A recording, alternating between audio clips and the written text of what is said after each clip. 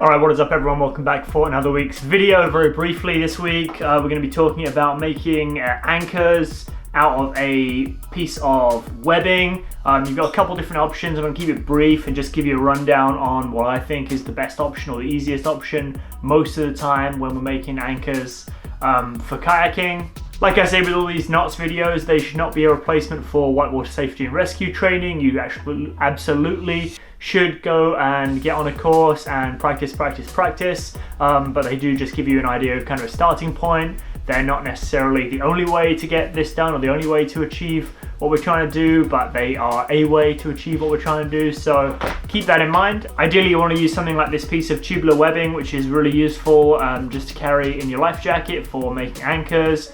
We want to do it in a way which is kind of safe and is going to give us the best kind of bang for our buck in terms of not using too much equipment. Essentially, to make an anchor, let's say I wanted to lower my boat down a cliff, there's a big tree. All I want to do is tie this around the tree, but obviously it's not a closed loop, so I need to figure out how to make it a closed loop to go around the tree. Got a couple of options. What I think is the best one, if you imagine my body is the tree, for example. Great, so if we imagine my body's the tree here in this little example, I've wrapped the webbing around the tree, my body, one time, two time, and this is gonna close off the loop to make the third time, right? Now there's a bunch of different ways you can tie your webbing together. The strongest way and the easiest way in my opinion is to do a water knot, which is just basically a follow through overhand knot. So you're gonna make an overhand knot in one end, so just take the end, make a loop, put the webbing through the loop, should look just like that. And then with this other end, you're just gonna take the end and follow it back through from this end.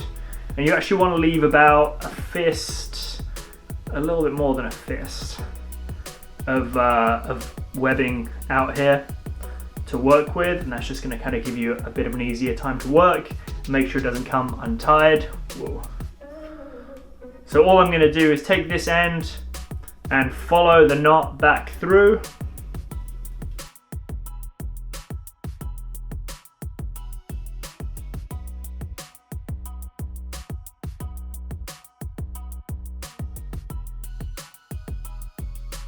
And it should look kind of like that. It's obviously a lot easier to do if you're not tying it around yourself, which is stupid, but just for the purpose of this example, because it's too wet and rainy and cold and loud outside to make this video. So anyway, so I've followed that back through. This is too short. This should be greater than the length of my hand, so about one fist. So to correct that, I can just thread a little bit more webbing through from this side.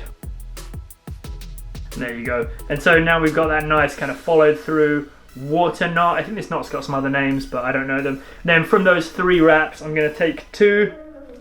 I'm gonna just kind of evenly pull on them so that all three wraps are tensioned about the same. What you don't want is one that's super loose and then two that's super tight.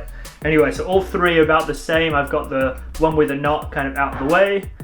Clip a carabiner onto these two, and there you go. That is kind of your easiest bang for your buck anchor with minimal pieces of equipment, like I normally say.